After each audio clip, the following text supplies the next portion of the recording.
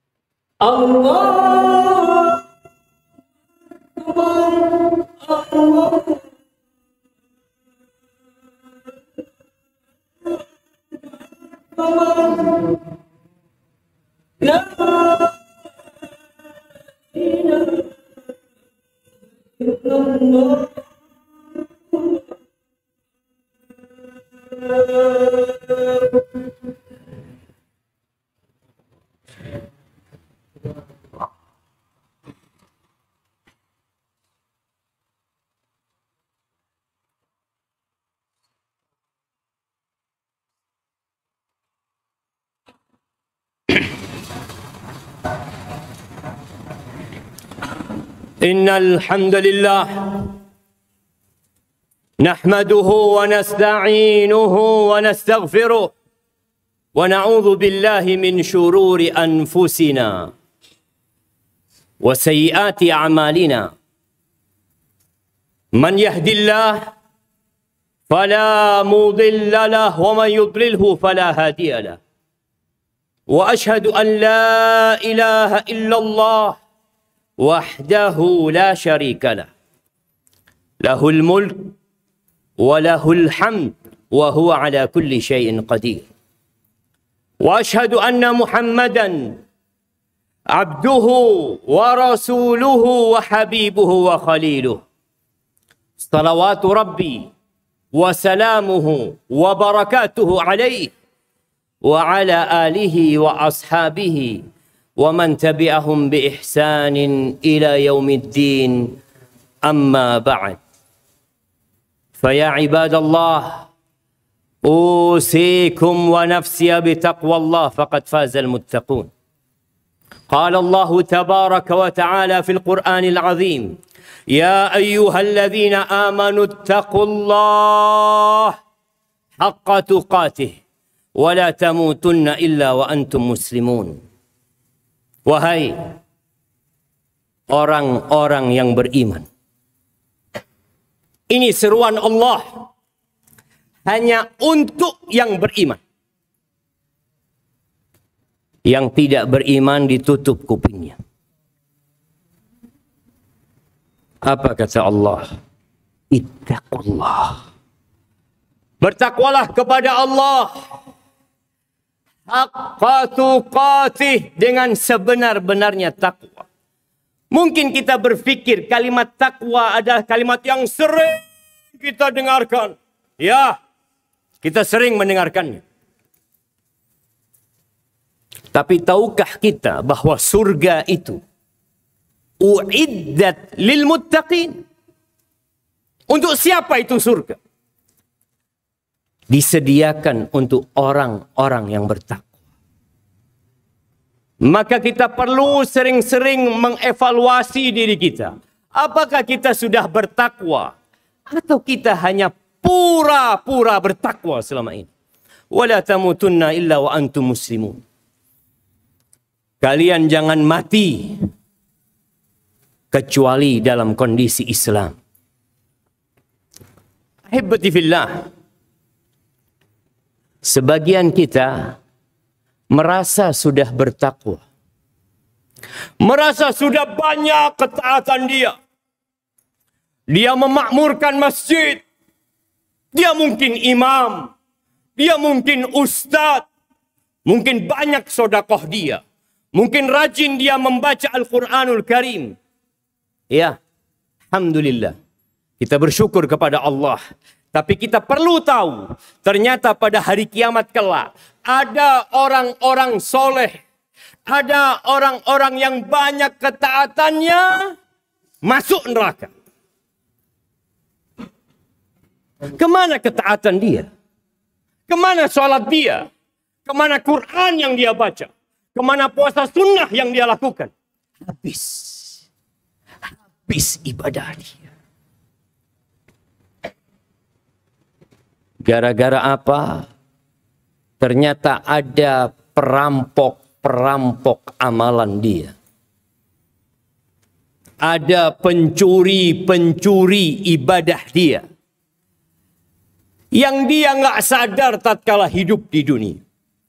Oleh karena itu, Nabi kita Muhammad sallallahu alaihi wasallam memperingatkan kita bagaimana kita menjaga amalan kita. Jangan hanya sibuk beramal, tapi kita tidak menjaga amalan tersebut.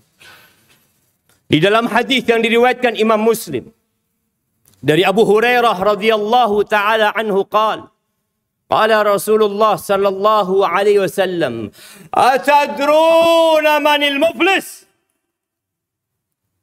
Kalian tahu tidak siapa yang disebut orang yang pailit? Orang yang bangkrut. Kata para sahabat, "Al-muflisu fina man la dirhama lahu wala mata." Kalau orang yang bangkrut di tengah-tengah kita, kita tahu siapa? Orang yang nggak punya aset, nggak punya cash, la fulus, wala aset, habis semuanya. Itu orang yang bangkrut. Nah, itu di dunia. Walakinnal muflisa min ummati man ya'ti yaumal qiyamah bi salatin wa siyamin wa zakat. Adapun orang yang bangkrut dari kalangan umatku adalah orang yang kelak datang pada hari kiamat. Dia datang membawa pahala solat. Berarti dia solatnya ikhlas lillahi ta'ala. Ada pahalanya. Bukan riak solatnya dia. Ikhlas. Sesuai dengan tuntunan Rasul SAW. Dia bawa pahala puasa. Berarti puasanya ikhlas lillahi ta'ala. Dia datang dengan pahala zakat. Menunjukkan ibadah dia berpahala. Namun, orang ini bangkrut. Gara-gara ya'ti wa qad syatama hadha. Wa qadhafa hadha. Wa akhadha mala hadha. wa daraba hadha wa safaqa dama hadha fayu'ta hadha min hasanatihi wa hadha min hasanatihi fa in faniyat hasanatuhu qabla an yuqda alaih ukhidha min sayiatihim thumma turiha alaihi thumma turiha finnar. Dia datang bawa pahala yang banyak. Orang soleh ini, orang baik. Mungkin di mata kita orang ini Masya Allah, alim, ahli ibadah. Tapi ternyata lisannya tidak dijaga. Suka memaki orang. Menggunjingi orang. Menjelek-jelekan orang. Dan juga menuduh orang dengan berzina, menfitnah orang. Wa akhadha mala hadha. Dia ngambil uangnya fulan. Baik itu dengan mencuri atau dengan berhutang yang tidak membayar. Oh, dia juga pernah mungkin mengucurkan darahnya orang. Memukul orang. Semuanya orang-orang yang pernah dia zalimi akan datang kepada Allah pada hari kiamat. Dia menuntut kepada fulan. Ini fulan ya Allah. Dia punya banyak pahala. Maka Allah ambil pahala solatnya diberikan kepada fulan. Diberikan kepada fulan. Habis pahala solatnya. Pahala puasanya diberikan kepada fulan. Ternyata banyak orang-orang yang dia sakiti selama ini. Habis pahala puasanya, pahala sodakohnya. Sampai kalau pahala dia semuanya habis. Dan ternyata masih ada orang-orang yang pernah dia zalimi di dunia. Maka dosa orang-orang itu dilemparkan kepada orang yang alim ini. Orang yang soleh ini. Habis pahalanya. Dosanya bertambah. Kemana tempat dia? Wa amma man thaqulat mawazinuhu fahuwa fi 'ishatir radiyah. Wa amma man khaffat mawazinuhu fa ummuhu hawiyah. Wa ma adraka ma hiya narun hamiyah. Selesai neraka tempat dia. Maka ahibati fillah, kita perlu duduk merenungkan orang-orang yang pernah kita zalimi. Dan ternyata yang paling banyak memasukkan ke neraka lisan. Mungkin kita mengatakan alhamdulillah, ana nggak pernah ngambil uangnya orang, ana tidak pernah memukul orang, ana tidak pernah menipu orang. Lisanmu, tulisanmu. Pernah engkau ngomongin orang? Pernah engkau menjelek-jelekan orang? Mungkin orang itu tidak tahu. Mungkin dia tidak sadar. Lakin Allah tabaraka wa ta'ala allamul ghuyub. Allah tahu dengan semuanya. Maka kita persiapkan. Akan ada persidangan. Yang orang-orang itu akan menuntut kita. Tatkala orang-orang bergerak di padang mahsyar. Mereka hendak menuju ke surga. Apa kata Allah? Waqifuhum. Berhentikan mereka. Berhentikan mereka. Innahum mas'ulun. Mereka harus bertanggung jawab dulu. Ahibati fillah. Kalau kita tidak pandai menjaga lisan kita. Maka sayang kita sholat Jumat hari ini. Kita tidak sholat sebelum tahiyatul masjid masuk. Mungkin ba'diyah Jum'ah kita sholat. Ternyata sholat kita berikan kepada orang lain. Mana akal kita? Aqulu qawli hadha. Wa astaghfirullah li walakum walisairil mu'minin wal mu'minat fastaghfiruh. Innahu huwal ghafurur rahim.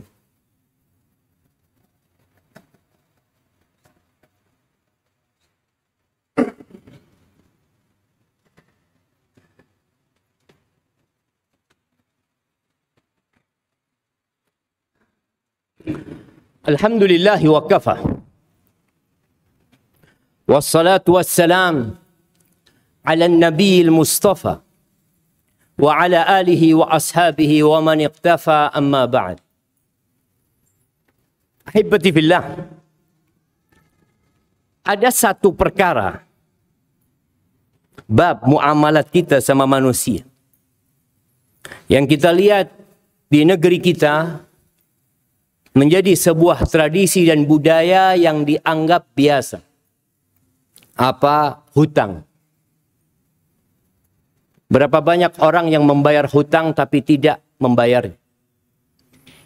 Berapa banyak orang yang juga berhutang secara online karena dia berpikir dia dapat uang, dia dapat menggunakannya walaupun di situ ada lintah darat, ada riba, dia tetap melakukannya. Ahibati fillah. Nasihat ana buat diri ana dan antum semua yang hadir di tempat sini.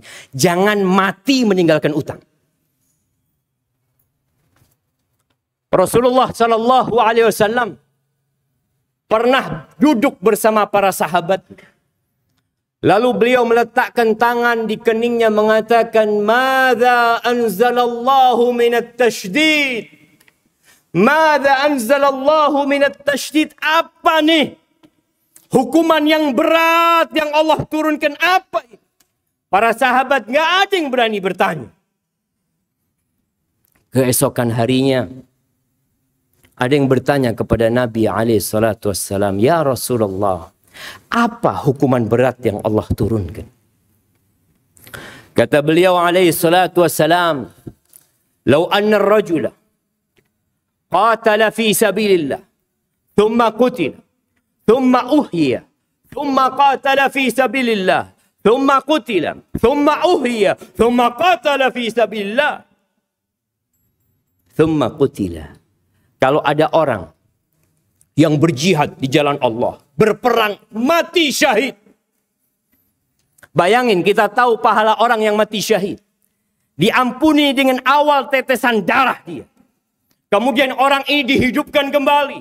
Lalu dia berjuang kembali. Tewas lagi di jalan Allah. Kemudian dihidupkan kembali. Berjuang kembali. Dan tewas di jalan Allah. Wa alaihi dain. Dan dia punya utang. Nggak diampuni dosanya. Orang yang mati syahid. 3 kali mati syahid. Punya utang. Nggak diampuni dosanya. Sedangkan kita menganggap utang itu hal yang remeh. Rasulullah sallallahu alaihi wasallam di dalam doanya, beliau sering mengatakan, "Allahumma inni a'udzubika minal ma'thami wal maghram." Ya Allah, aku berlindung kepadamu dari dosa dan hutang. Beliau berlindung dari hutang. Sedangkan kita bermudah-mudahan berhutang. Rumah berhutang, motor berhutang, handphone berhutang, semuanya berhutang. Ahibati fillah. Man akhadha amwalan nas yuridu ada'aha. Barang siapa yang mengambil uangnya orang, berhutang sama orang dengan niat dia mau membayarnya, adallah anhu. Allah akan melunasi utang dia. Tapi ada orang yang mengambil uangnya orang, berhutang sama orang, dalam hatinya nggak kepingin dia bayar. Apa yang akan terjadi dengan orang ini? Atlafahullah. Allah akan hancurkan orang ini bersama harta. Maka apabila memang harus berhutang, berhutanglah untuk kebutuhan primer kita. Kebutuhan pokok kita. Dan niatkan untuk membayar. Dengan harapan Allah yang melunasi hutang-hutang kita. Yang terakhir, ahibati fillah. Kita masih banyak melihat jamaah hadir setelah khutbah kedua. Hadir setelah khatib naik mimbar. Kenapa jemaah? Apakah begitu sibuknya diri kita sampai panggilan Allah Azza wa Jalla, hayya 'alas shalah, hayya 'alas shalah, tidak kita gubris? Kita lebih mementingkan pekerjaan kita sejumat sekali. Kenapa kita? Itulah manusia. Kata Allah, bal tu'thirun al-hayatad dunya. Kalian lebih mementingkan kehidupan dunia. Mau dibawa mana ke dunia kita? Wal akhiratu khairu wa abqa. Ahibati fillah. Ada satu surat dalam Al-Quran yang mungkin luput dari bacaan kita. Surat itu namanya surat Al-Jumu'ah. Surat tentang Jumat. Baca surat itu.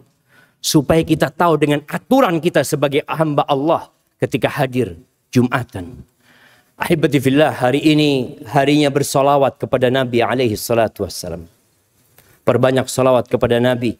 Innallaha wa malaikatahu yusalluna ala nabi ya ayyuhalladzina amanu sallu alaihi wa sallimu taslima. Allahumma salli wa sallim wa zid wa barik wa an'im ala sayyidina wa maulana Muhammadin wa ala alihi wa ashabihi ajma'in.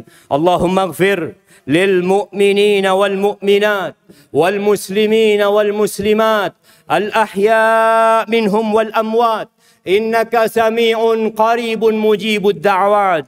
اللهم منزل الكتاب مجري السحاب هازم الأحزاب اهزم أعداءك أعداء الدين يا رب العالمين. اللهم انصر إخواننا المستضعفين في كل مكان. اللهم انصرهم وأيدهم يا رب العالمين. اللهم أصلح ولي أمرنا وولاة أمور المسلمين. اللهم أصلح ولي أمرنا وولاة أمور المسلمين. ربنا ظلمنا أنفسنا وإن لم تغفر لنا وترحمنا لنكونن من الخاسرين. اللهم توفنا مسلمين وألحقنا بالصالحين. ربنا آتنا في الدنيا حسنة وفي الآخرة حسنة وقنا عذاب النار. وسبحان ربك رب العزة عما يصفون وسلام على المرسلين والحمد لله رب العالمين.